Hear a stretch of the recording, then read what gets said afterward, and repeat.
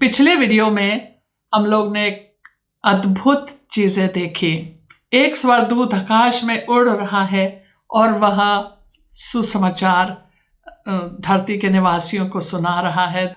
दूसरा स्वर्गदूत को देखता है यूहन्ना, और यह स्वर्गदूत बेबीलोन का पतन की घोषणा कर रहा है। और एक तीसरा स्वर्गदूत निकल के पूरे धरती पे जाता है और सब लोग को चेतावनी देते हुए ये कहता है, अगर किसी ने पशु का चिन्ह ले लिया जो कि पशु के नाम का अंक है, तो उसका अनंत विनाश निश्चित है।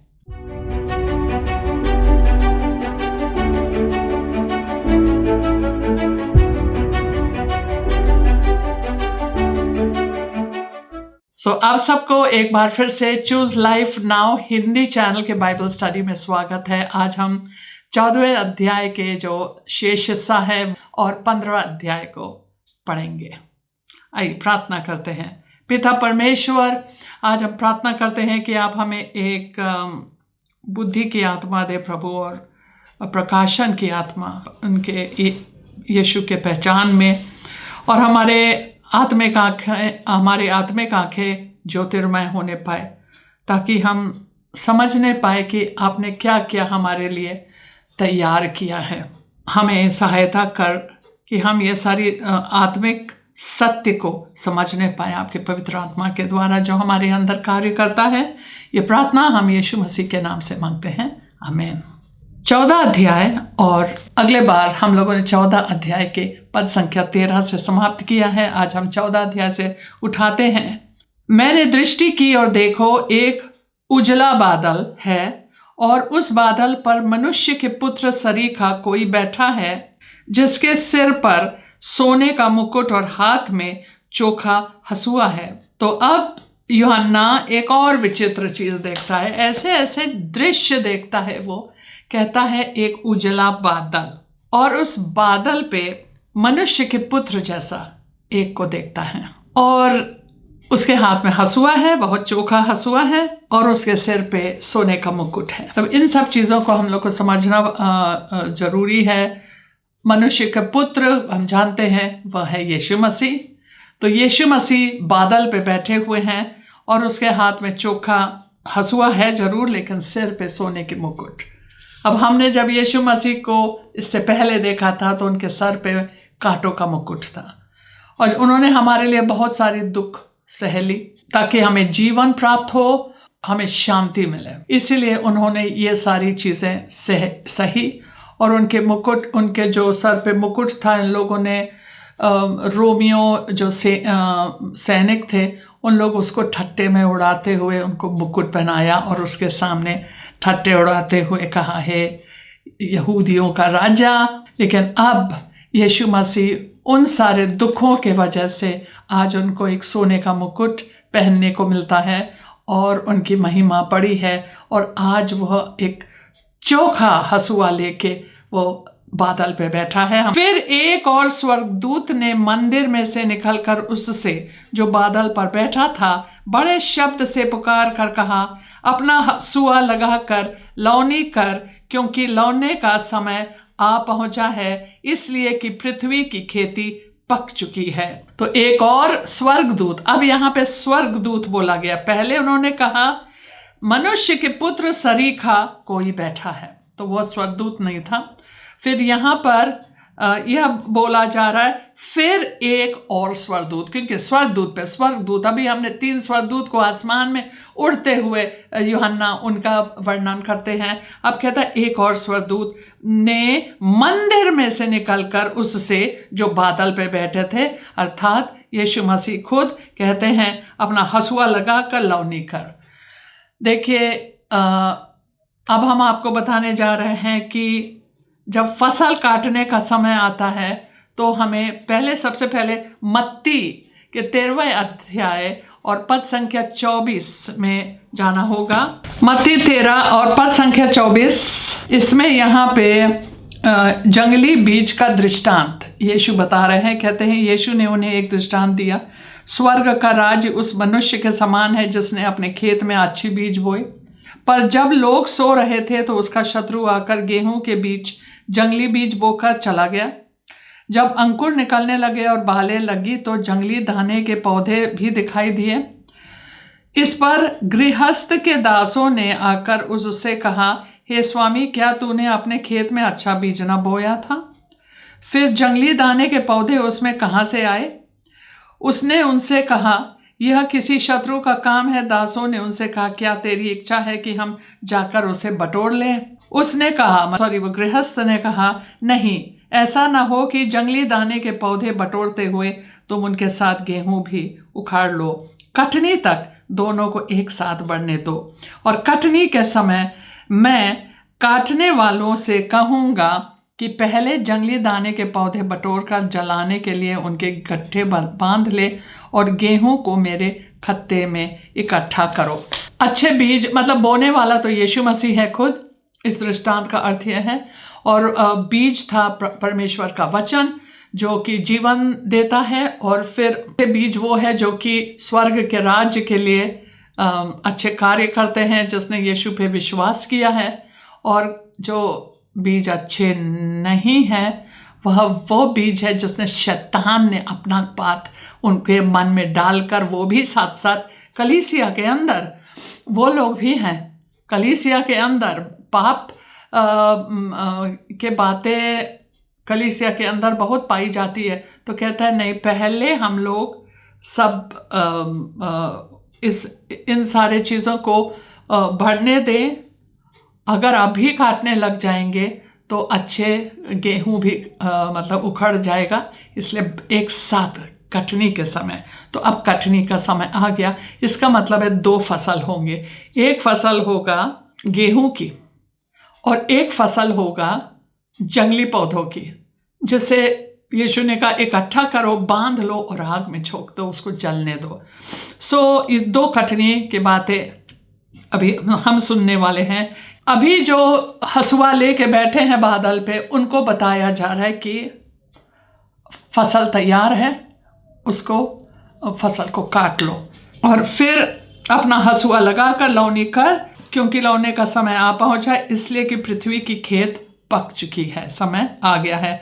अतः जो बादल पर बैठा था उसने पृथ्वी पर अपना हसुआ लगाकर और पृथ्वी की लौनी की गई।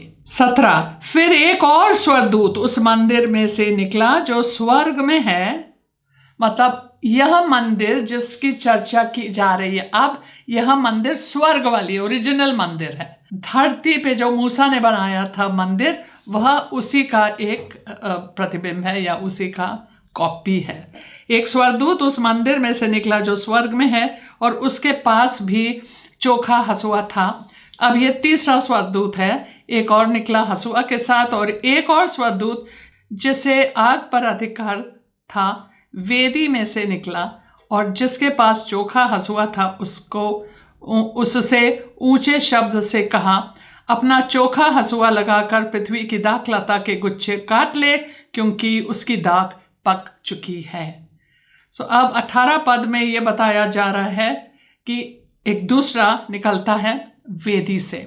वेदी वो जगह है जहाँ पे सारे वो संत हैं जो कि परमेश्वर से विनती कर रहे हैं कि हे परमेश्वर, आप कितना देर लगाएंगे? जिन लोगों ने हम लोग की प्राण ली है उनसे बदला कब आप लेंगे?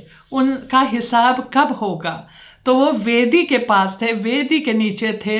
तो यह स्वर्गदूत जिसे आग का अधिकार दिया गया था, और एक बार उसने वेदी से कोयले वेले लेके, याद है, उसने धरती पे फेंक दिया और बहुत बड़ी भूकंप आई। और तो अब वो कहता है कि वहीं से एक और स्वर्गदूत निकला, जो उन्होंने उस वाले स्वर्गदूत को कहा जिसके हाथ में हसुआ था, उसको भी उन्होंने यह बात बताई। तो हो सकता है वहीं से निकल रहा है। इसका मतलब है उसी से संबंधित, मीन्स कि अब समय आ गया है कि जो उन लोगों ने वार किया है इन संतों पे और उनको मारा है, तो अब समय आ गया है कि प्रतिफल उसको भी मिले, है ना। उसका प्रतिफल अच्छा नहीं होने वाला है। तो उसने उनसे कहा, अपना चोखा हसुआ लगाकर पृथ्वी की दाखलता के गुच्छे काट ले, क्योंकि उसकी दाख पक चुकी है। अब यहाँ पे दाखलता के फल काटे जाएंगे और उसके दाख जो है, ग्रेप्स जो हैं, बिल्कुल पक गई हैं। सो ये दो फसल है। पहला वाले अच्छे लोगों का। हम आपको एक और चीज़ बताना चाहते हैं कि जब यीशु मसीह ने धरती की फसल, आखिरी फसल है ये वो लोग हैं आखिरी में जिन्होंने यीशु के किए हुए, जो क्रूस पे उन्होंने किए हुए कार्य पर विश्वास किया। यह वह कटनी है, बिल्कुल आखिरी वक्त की कटनी, क्योंकि उन लोगों ने स्वर्गदूत को सुना है ना, वह सुसमाचार सुनाते हुए परमेश्वर के भय खाओ, केवल परमेश्वर के सामने दंडवत करो, वही यहाँ का सृष्टिकर्ता है, उसी पे विश्वास करो। न्याय का समय आ गया तो बहुत लोगों ने विश्वास किया होगा। बिल्कुल आखिरी वक्त जब यीशु मसीह क्रूस पे थे तो एक आदमी बिल्कुल आखिरी में कहा, हे प्रभु, जब तू अपने राज्य में प्रवेश करे तो हमें याद कर। वो उनका बिल्कुल आखिरी वक्त था, लेकिन बिल्कुल आखिरी वक्त तक आप बच सकते हैं। लेकिन अब जो हो रहा है, जो यह स्वर्गदूत काट रहा है, कहता है दाखलता के गुच्छे काट। 19, तब उस स्वर्गदूत ने पृथ्वी पर अपना हंसुआ लगाया और पृथ्वी की दाखलता का फल काटकर अपने परमेश्वर के प्रकोप के बड़े रसकुंड में डाल। ये जो फसल थी वह विनाश का फसल था। ये उन लोगों का फसल है जिन्होंने यीशु पे विश्वास करने से इनकार किया, जिन्होंने परमेश्वर की बड़ी अनुग्रह को रौंदा है अपने पैरों तले। उन लोगों ने उस अनुग्रह को रौंद दिया और उन्होंने विश्वास करने से आखिरी वक्त तक दिल को कठोर करके नहीं विश्वास करे। उसकी कटनी अब हुआ है। उन लोग को लेकर के उन्होंने कहा काट तो दिया, लेकिन उन दाखों को उन्होंने अपने परमेश्वर के प्रकोप के रसकुंड में डाल दिया, जहां वो लोग कुचले जाएंगे। यह प्रकोप का एक चित्र है। 20, और नगर के बाहर उस रसकुंड में दाख रौंदे गए। नगर के बाहर, जहां यीशु नगर के बाहर लेके उनको मारा गया, वैसे नगर के बाहर, यरूशलेम के बाहर इन लोगों को लेकर के उनको रौंदा गया और रसकुंड में से इतना लहू निकला। अब सडनली रस, जो कि दाख का जो रस है, बिल्कुल फूटने तक वो लोग तैयार थे, उसका रस एकदम भरा हुआ था उसके अंदर। मतलब कि इन लोगों का पाप, उन लोगों ने अपने पाप के कटोरे को ऐसे भर दिया कि उमड़ रहा था। इतनी गंदगी थी, इतने गंदे लोग थे। उन लोग के सारे पाप का प्रतिफल अब उन लोग को मिलने वाला था, क्योंकि उनका प्याला उमड़ रहा था।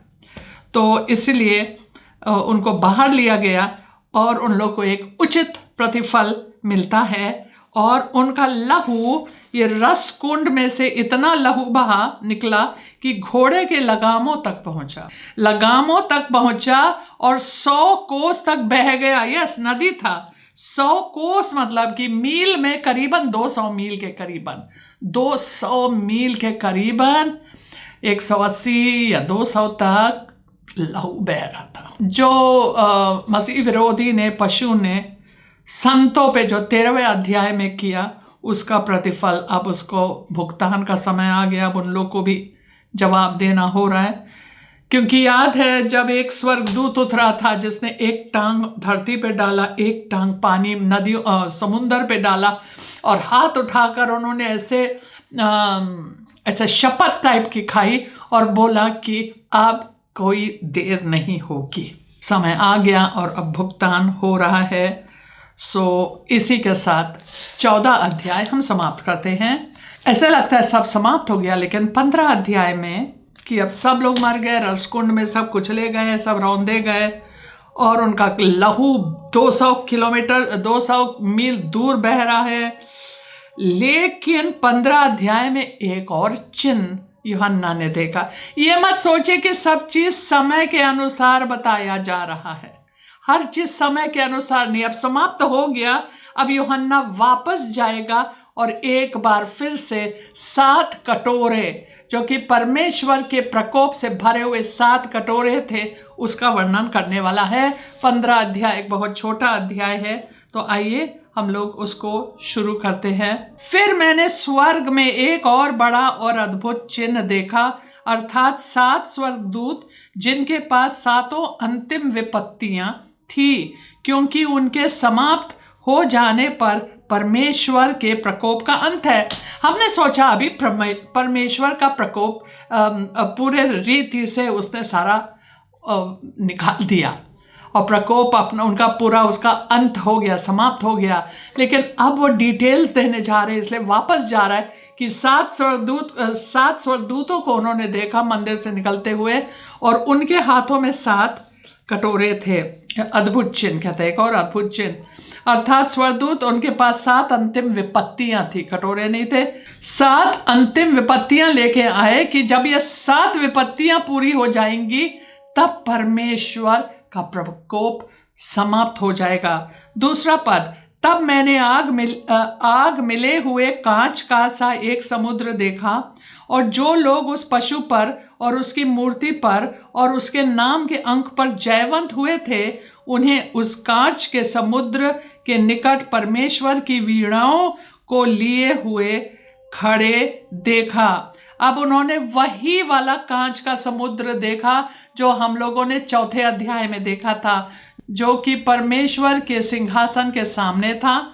और यह जो समुद्र था, जो कांच की तरह, जो बिल्लौर की तरह लगता था, वह अब आग से आग का रंग में है, जो कि परमेश्वर का बड़ा क्रोध और न्याय का चित्र है, जिसमें आग मिला हुआ था। उस समय कहते बहुत शांत, बिल्कुल बिल्लौर की तरह, लेकिन अब कहता है आग मिला हुआ है समुद्र में, और जो लोग उस पशु पर और उसकी मूर्ति पर और उसके नाम के अंक पर जयवंत हुए, एक्चुअली वो मारे गए, उनकी प्राण ले ली गई।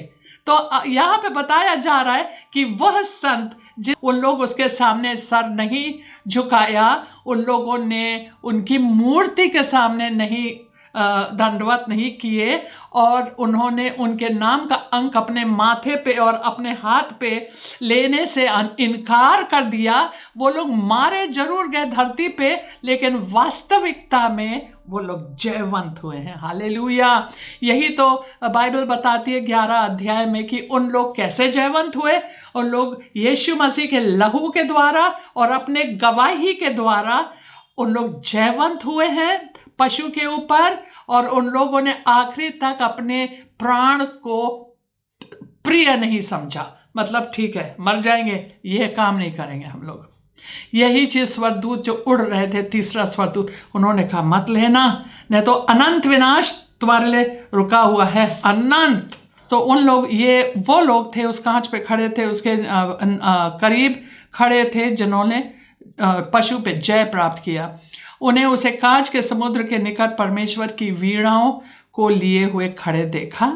वे परमेश्वर के दास मूसा का गीत, अब वो लोग गीत गाने जा रहे हैं। ये सारे लोग जो आखिरी में मारे गए, जो पशु ने उनके ऊपर वार किया और उनके ऊपर जयवंत हुआ, उनके ऊपर हावी हुआ और उनको मार डाले, वो लोग एक गीत गाने जा रहे हैं। मूसा की गीत और मेमने का गीत गा गा कर कहते हैं, एक ही गीत है, मूसा का गीत, मेमने का गीत। गीत को सुनते हैं, यह गीत गाकर कहते हैं, हे सर्वशक्तिमान प्रभु परमेश्वर, तेरे कार्य महान और अद्भुत है। हे युग युग के राजा, तेरी चाल ठीक और सच्ची है। मतलब कि अब वह परमेश्वर के अद्भुत कार्यों की और परमेश्वर के राह की प्रशंसा कर रहे हैं कि आपका रास्ता, आपका मार्ग बिल्कुल पवित्र है।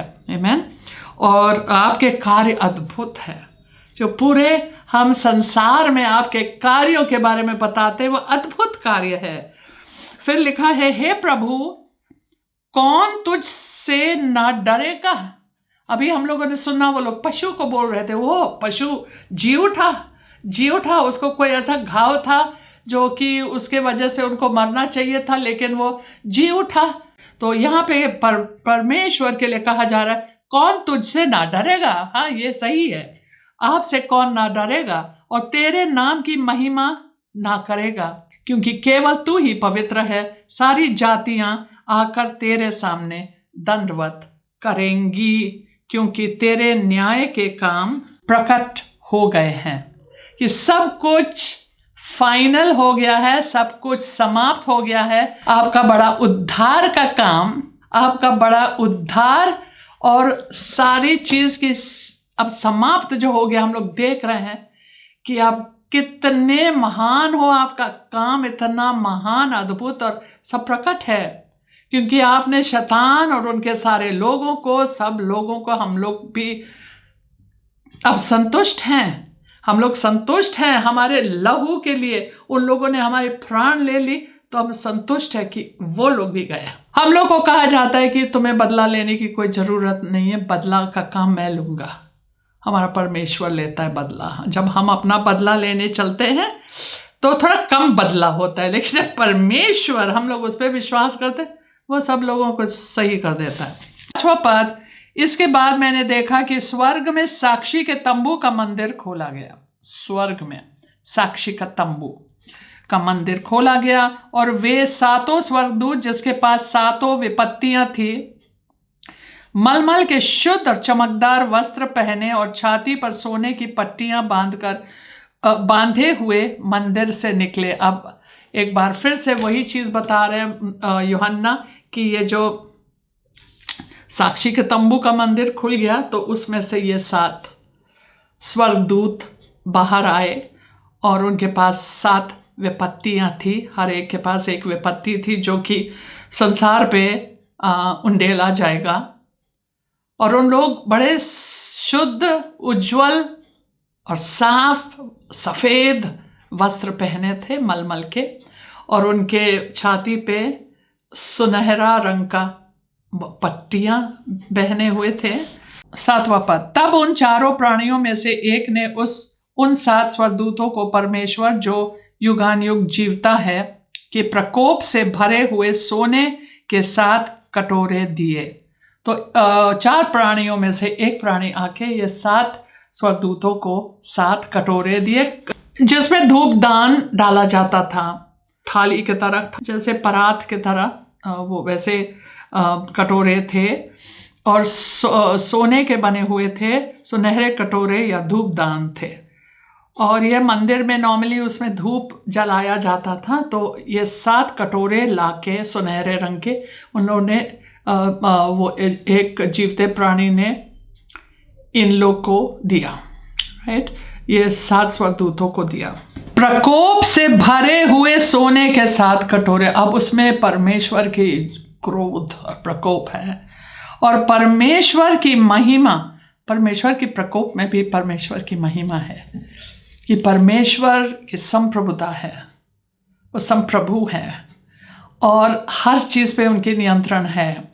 वो हर चीज़ अपने वश में रखता है। बहुत सहनशीलता के साथ और बहुत धीरज के साथ संसार के दुष्टता को झेला है, लेकिन समय आ गया और इसमें भी उसकी महिमा है। कहते हैं कि वो युगानुयुग जीवता है और उसके प्रकोप से भरे हुए 7 कटोरे इन स्वदूतों को दिया, और परमेश्वर की महिमा और उसकी सामर्थ के कारण मंदिर धुएं से भर गया।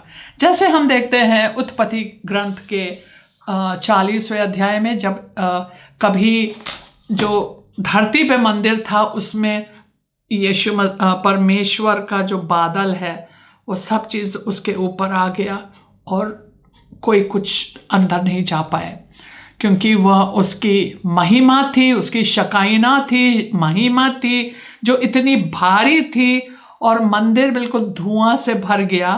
वो परमेश्वर जैसे धूप की जो धूप से धुआं निकलता है, उस धुआं से भर गया, मानो वो वहाँ है और धूप चढ़ाया जा रहा है उसको। और ये परमेश्वर के सामर्थ और परमेश्वर की महिमा है, और कोई मंदिर में उस वक्त धरती पे भी नहीं जा पाया। तो यहाँ पर भी वही लिखा है, और परमेश्वर की महिमा और सामर्थ के कारण मंदिर धुएं से भर गया, और जब तक उन 7 स्वर्गदूतों की 7 विपत्तियां समाप्त ना हुई तब तक कोई मंदिर में ना जा सका, क्योंकि मंदिर में वह जब तक कि यह विपत्तियां चालू हैं, परमेश्वर के प्रकोप को दुनिया पे, संसार पे, धरती पे उंडेला जा रहा है। आखिरी अब इसके बाद समाप्त है, इसके बाद समाप्त है। उस समय तक जब तक ये चल रहा था, और इसी के साथ हम 14 और 15 अध्याय दोनों को समाप्त करते हैं, सो आइए हम प्रार्थना करते हैं। पिता परमेश्वर, हम धन्यवाद देते हैं कि आपने हर एक इंसान के लिए रास्ता बनाया है, कि यीशु मसीह को आपने ठहराया है कि वो हमारे पापों के लिए प्रायश्चित बने, और हम सब लोगों के लिए आपने रास्ता बना दिया कि अगर हम यीशु मसीह पे विश्वास करेंगे तो हमारा विनाश नहीं होगा, वरन हमें अनंत जीवन मिलेगा। सो हम धन्यवाद देते हैं प्रभु, क्योंकि जब हम देखते हैं कि आपका क्रोध कितना है और दुनिया में जो भी दुष्ट लोग हैं उनके ऊपर कैसा आपका प्रकोप है, तो धन्यवाद देते हैं कि हम इस चीज़ से बच गए। हमें इन चीज़ों के बारे में सोचना भी नहीं है। हम आपकी आराधना करते हैं और हम रुके हुए हैं उस दिन के लिए प्रभु, जब हम आपके सामने रहें और आपकी आराधना हमने सामने करें और यीशु मसीह के साथ अनंत काल तक हम साथ में चलेंगे, साथ में रहेंगे। पवित्र आत्मा हमें तैयार करे उस दिन के लिए। हम इस धरती के चीज़ों से प्रेम ना रखें, सारी मलिनता हमारे अंदर से जाने पाए, सारी दुष्टता, सारी जो शरीर में है, जो आत्मा में है, सारी सोच में है, वो सारी मलिनता से हम शुद्ध हो जाएं और परमेश्वर के भय में और पवित्रता में जिए। ये प्रार्थना हम यीशु मसीह के नाम से मांगते हैं। आमीन, आमीन। तो आप सबको जय मसीह।